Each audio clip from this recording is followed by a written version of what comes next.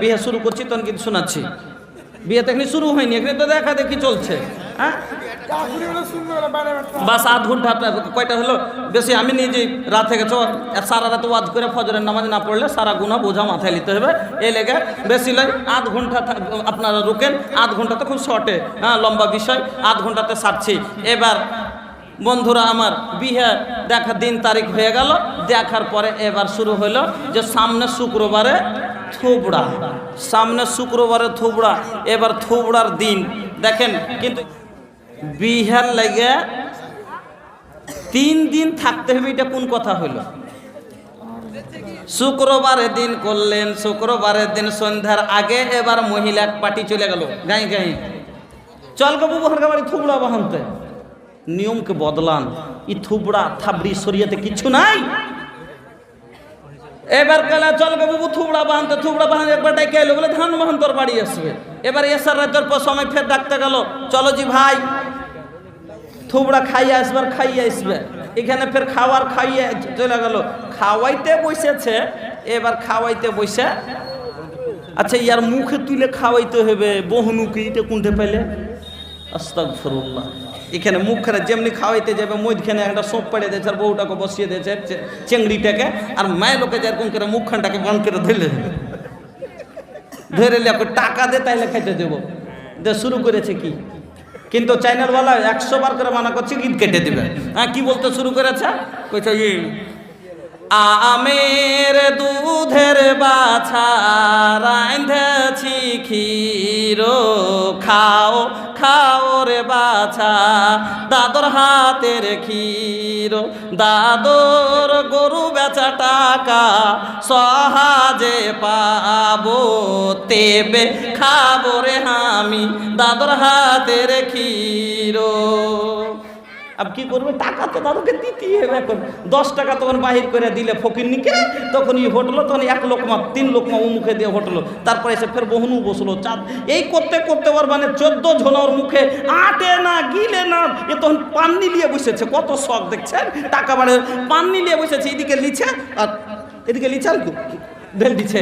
শুনেন আল্লাহ পাকের নবী হাদিস শুনেন ভালো করে।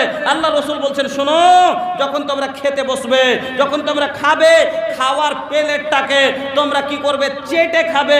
আর খেতে খেতে যদি একটা লোকমা পড়ে যায়, ওতে যদি কোনো ধুলা বালি লেগে যায়, তাকে পরিষ্কার করে ধুয়ে সে লোকমাটাকেও খেয়ে নিতে হবে। লোকটাকে হাতটাকে অতক্ষণ ধুবে না যতক্ষণ হাতটা এলাকা হাওয়াকে যতক্ষণ তুমি চাইটা না নিবে, লোকটাকে চাইটা চুষে খাইতে হবে। আর এখানে মনে যায় না, একটা মুখে লিছে আর এখানে পান্নিতে ঢালছে। শরীয়তের উল্টা হলো না, হলো না? থালি মুছে খেতে হবে। এমন কি নবী বলেছেন যে হাতটাকে চাইটা যতক্ষণ না খাবে ততক্ষণ তুমি হাত ধুবে না। কেন? তুমি জানো না যে কোন দানাটাতে আল্লাহ বরকত রেখেছে, কোন দানাটাতে বরকত আছে আল্লাহ পাকে তুমি জানো না। এ লেগে হাতকে চাইটা খাও। আর এখানে মনে যায় না, তখন একদিকে লিচার একদিকে পান্নিতে ঢালছে। মা বোন ডরান আল্লাহকে দেখে, তোবা করেন আল্লাহর কাছে, নাউজুবিল্লাহ।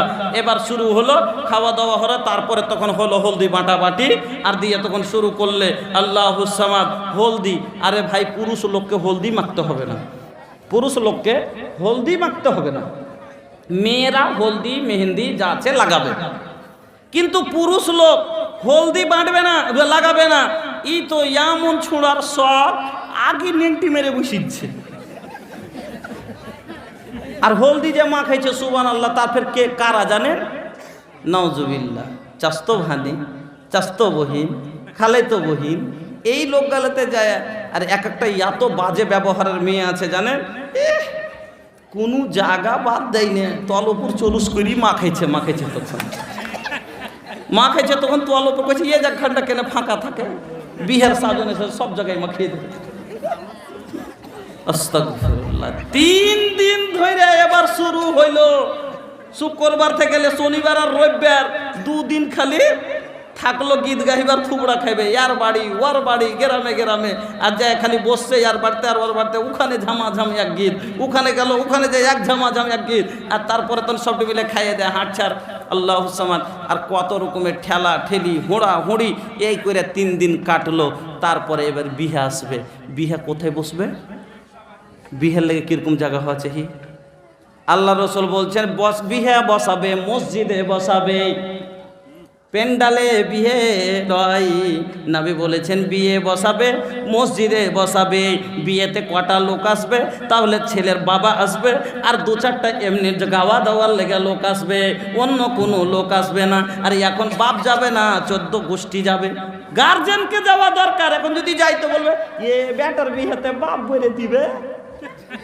আরে পাগলা, ও তো হলো গার্জেন, ওই তো সামলাইবে, ও তো নিজের বেটাকে দিয়ে, ওই তো কিনতে যেছে পরের মেয়েকে বেটা নিয়ে। তা না করে বেটা বাপকে যাওয়া দরকার, বাপ যাবে না। তখন 14 গোষ্ঠীকে একবারে ঠেলে ও কইছে জানা হে যা দেখে আসবি বিহার বাড়ি, জানা হে যা দেখে আসবি বিহার বাড়ি। এই করতে করতে এবার 14, 77, 72টা আর গাড়ি করলে 14 ঘন্টা।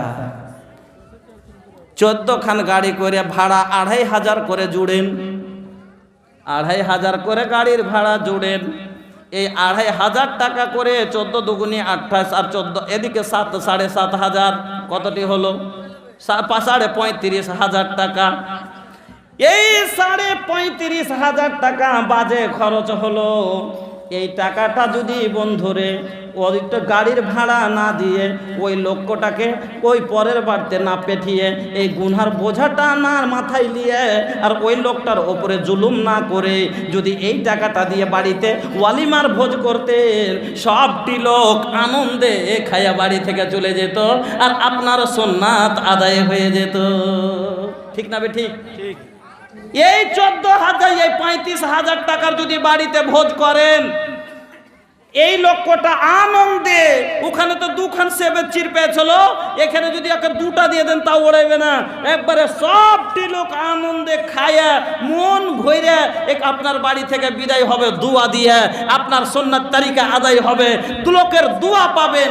তা না করে গরিব লোকটার উপরে জুলুম করে আপনি তখন দিয়ে ওকে পাঠিয়ে দিলেন সবটি লোককে, মানে পরের বাড়ির বেলাতে ওখানে যাওয়ার পরে সব আপনা খাইছে আর আপনার গীত গাইছে, বাড়ি ভাল্লাই, কুটুমের বদনাম, গাইছে কইছে এরকম দোষ এরকম, ও এসে বলছে নাস্তা ভালো ছিল না, ও এসে বলছে পানি গেলা গন্ধা ছিল, এই করতে খালি বদনামই বদনাম। আমার বন্ধু চলবেন আপনি, আর বদনাম করে গেল সারা লোকে।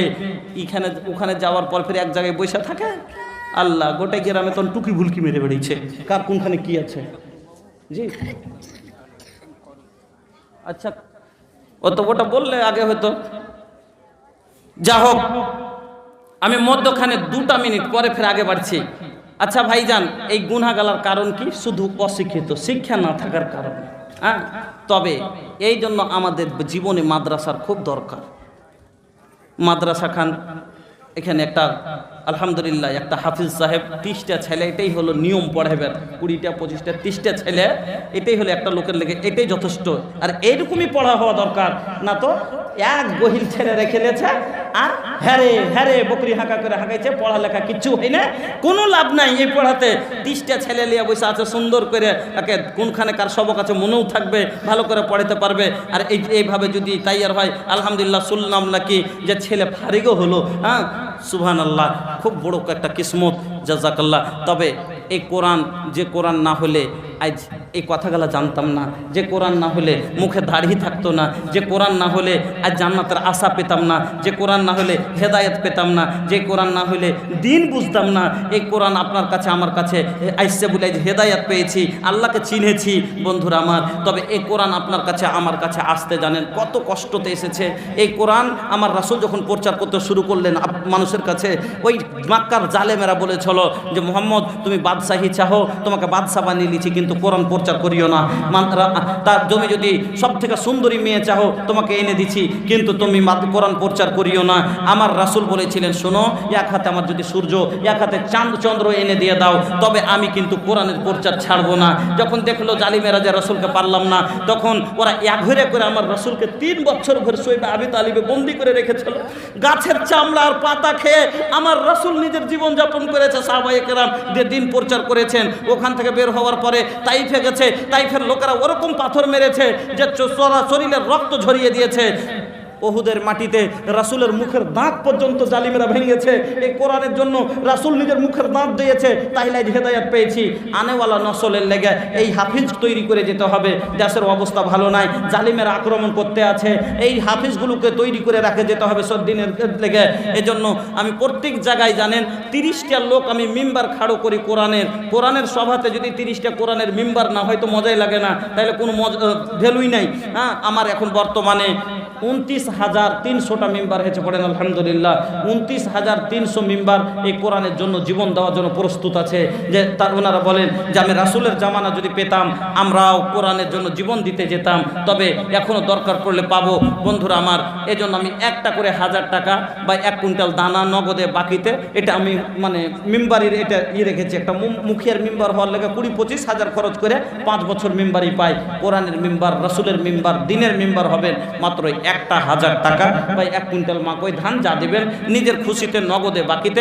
2টা মিনিট আবদার করেছি, যদি 5টা মেম্বার হন তাহলে জানবো যে ইসলামের 5টা খুঁটি আলহামদুলিল্লাহ এই জায়গাতে কায়েম হলো, খাড়ো হলো। দিনের 5টা মেম্বার খাড়ো হয়েছে, তবে নগদে বাকিতে যখন দিবেন কিন্তু 5টা লোক আসেন, একটা করে 1000 টাকা আবদার করেছি। একটা পাড়া বাড়িতে নিয়ে যান, জীবনে কাজ দেবে। যখন কোনো বিপদে পড়বেন আল্লাহর কাছে নেকির ওয়াসিলা পেশ করে দোয়া করতে হয়, বিনা ওয়াসিলাতে দোয়া কবুল হবে না। জানো আপনারা একটা হাদিস শুনে আছেন যে 3টা লোক যাচ্ছিল, ওই যে গর্ততে বন্ধ হয়ে গেছিল। হ্যাঁ, তো কি আল্লাহর কাছে ওয়াসিলা পেশ করেছিল? নেক ওয়াসিলা, যে আমি এই কাজ করি, আমি এই কাজ করি। আপনার এই নেক ওয়াসিলাটা যদি থাকে ইনশাআল্লাহ আপনারা পরিত্রাণ পাবেন। আমার বন্ধুরা, ভাই জানেরা, এজন্য আসেন একটু। যদি 1000 না পারেন 500টা করে টাকাও 10টা লোক আমার হাতে দিয়ে একটু দোয়া নেবেন। আমি দূর থেকে এসেছি, আমি বাড়ি থেকে বেরিয়েছি অনেক